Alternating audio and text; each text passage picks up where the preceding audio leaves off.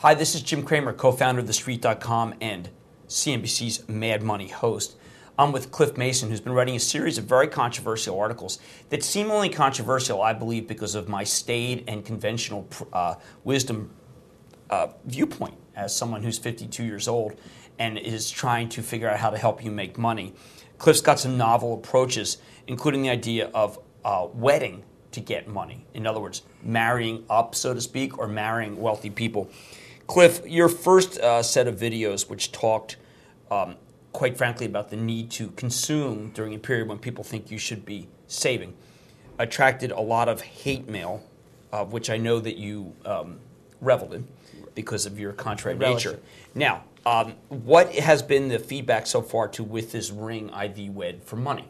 Well, so far we've ranged from some very intelligent observations, sort of sociological in nature, to is my favorite so far. I just wanted to write to say that I agree with you 110% in this column. With the intelligence that you've demonstrated in your previous articles, I think everyone would agree that marrying someone rich and important is your only shot at being successful. Okay. To go to someone who had more of a productive approach, last night my friend was telling me about this wealthy female friend who came to college and joined a sorority for the sole purpose of finding a rich husband. She's about to graduate and still hasn't found the one. Her parents are freaking out, so they decided to buy a mansion in West Palm Beach, Florida. They want her to work out, tan, and get her hair done, and hopefully attract a young man from the neighborhood. If you're going to do something, might as well go all out, right? And, you know, I gotta say, people joke about how it's a bad decision to buy an expensive car, expensive clothes, expensive shoes, accessories, and, you know, I could go on forever, but the fact is, from a sociological perspective, if you're trying to attract a wealthy mate, showing off that you have money is not a bad move. It's not, you know, buying a $300 shirt is stupid by most metrics. But if you've got a strategy, if you've got a plan, if you've got a mark, a target, a fiance, then it may make a lot of sense for you to spend lavishly to make yourself look like you're sort of their financial equal.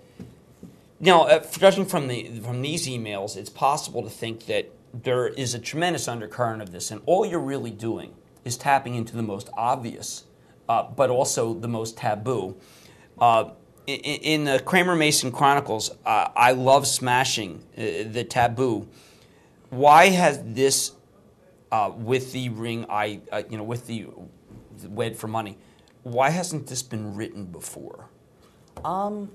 You know, I am sure that people have expressed similar ideas. I don't think people say this explicitly or haven't for the last 200 or 300 years because it's seen as being, you know, it goes against the romantic tradition. It's seen as being sort of crude, coarse. You're not supposed to take money into, you know, the personal sphere. You're not supposed to... But there are whole religions that talk about dowry, where they make it quite obvious about this. I know. And whole cultures. I don't mean just religion, because you can't single out religion. Religions are wonderful. Right. All of them.